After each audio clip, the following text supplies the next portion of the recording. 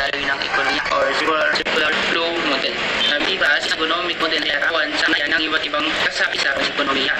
Ipiniliwanag ko ang umayan ng magiging pagkasabi ng pambantang ekonomiya. So dito kasi makikita natin na household at business. So dito ay unti-unti natin malaman kung ano nga ba ang mga elemento na nakapaloob sa pagkot na dalang ekonomiya.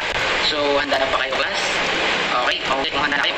At dapat naman na tayo dito sa mga kasapi ng ekonomiya. So mauna ang sambahayan.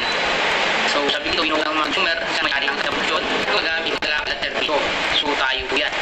Bahan kalakal, binulang mga producer sila ang tagagawal at serbisyo ang nagbabayad sa bayan ng produkto. So ito ng company o yung manufacturer.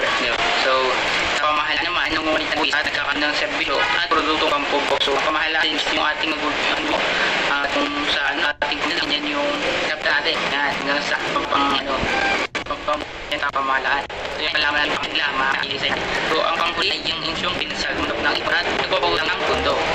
Okay, so lahin natin unang mulok. So ito yung tawag ng ekonomiya. Ito yung ekonomiya kung pluto. Yan ay ang sama at sila lumitang ang pundo. Sabi ba dito, ito ay papakita ng isang payak na ekonomiya na kung saan ang sambayan ay kalakal ay iisa. Ang luto ay siya ang kumonsumo. So sinasabi dito class na isa ang ay kalakal at sambayanan. Dahil itong silang nakikinagawa ng produkto at nagkukonsumo. So sa ikalawang modelo naman tayo, class. Sabi naman dito ang bahay kalakal at sambayanan. Sa modelong ito ang ekonomiya ay nahati sa dalawang sektor. Ang sambayanan at bahay kalakal. Mayroon itong dalawang pamilihan. Ang pamilihan ng salit na produksyon at pamilihan ng mga tapos na produkto at serbisyo. So yun po yung dalawang pamilihan na tinatawag. So kung makikita nyo yan sa graph or sa concept na naglalarawan dito, kita nyo yung pamilihan ng kalakal at paglingkod. So sa magkabilaan, bahay kalakal at sambayanan. Dito sa baba ay pamilihan salik ng produksyon. So dito, unang-una, yung sambayanan ay mag-ano sila, magbibigay sila ng lupa, paggawa at kapital, bahay kalakal. Yung bahay kalakal naman, class, ay bumibili ng produktibong resources. So kumbaga sa bahay kalakal, ang binibili ng resources sa sambayanan is yung mga ilaw na materials na ginagawa din. Tapos nagawa ng yun ay ibibenta niya naman sa paglikod. Kunwari, yung finished product nila sa marketplace or sa palengke. Kaya ang mangyari sa sambayanan is makakailangan niya yun. So sambayanan ay bili doon.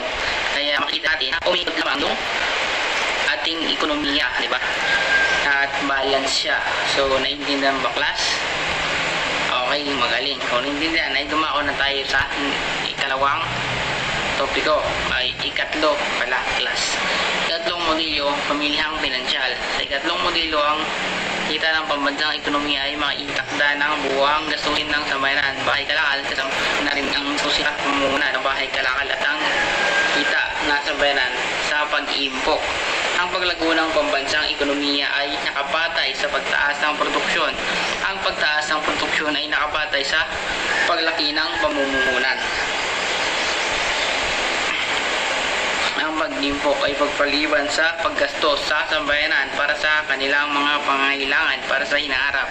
Ito ay maaaring ilagay sa pamilihang pinansyal dahil dito ang pag-iimpok ay isang panlabas na daloy sa paikot na daloy ng ekonomiya.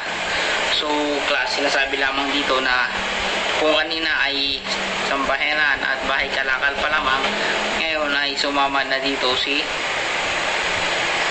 financial market o yung pamilihang financial. So nakapalabas dito yung mga pag-iimpok na nangyayari. Kasi hindi naman natin masisimulan yung ating bahay kalakal kung wala tayong sapat na financial. So ginagamit ng bahay kalakal, class, yung pag-utang sa mga bangko nang sa ganun is magkaroon sila ng puhunan sa kanilang itatayong manufacturer, no? Nang sa ganun ay matutustusan nila yung kanilang pangangailangan sa hinaharap. At kapag nakalago na sila at magiging maayos na ulit ang paikot na daloy ng ekonomiya. Kasi kung napilay ang isang manufacturer or nawala ito, eh mahirap nga naman yun. So, naintindihan yung buying class. Sige, naman tayo sa next topic. At ang ika-apat na modelo, ang paglahok ng pamahalaan. Sumisingil ng buwis ang pamahalaan upang kumita ang kita mula sa buwis ay tinatawag na public revenue. Ito ang ginagamit ng pamahalaan upang makalikha ng pampublikong paglilingkod. Ang paglilingkod ay nauri sa pangailangan ng sambayanan at ng bahay kalakal. So dito na pumapasok yung pagkakaroon natin ng pamahalaan na yung magbabalanse ng mga nangyari na trapiko sa dali ng ekonomiya. Kaya naman bilang sila yung nagbabantay, seguridad o nag-aayos ng mga pabilis, kailangan walang makapasok na bubos, ganyan, na kailangan maayos yung mga permit ng mga establishment na ginagawa.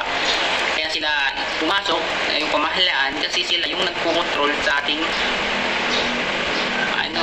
bayan na lamang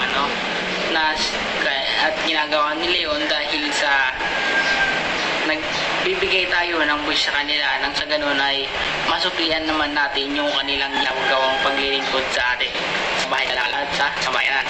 So makikita nyo yung modelo natin dyan, class, ay kumpleto na siya, na kung saan kapag ganyan ang ating modelo or paikot na daloy ng ating ekonomiya, masasabi natin na ang ating ekonomiya, class, ay lumalago at hindi bumababa. Kaya, class, kung mayroon ng isa dito na mawala, ay magkakaroon ng hindi magandang epekto sa ating ekonomiya na kung saan hindi magiging maayos ang paikot na daloy ng ekonomiya.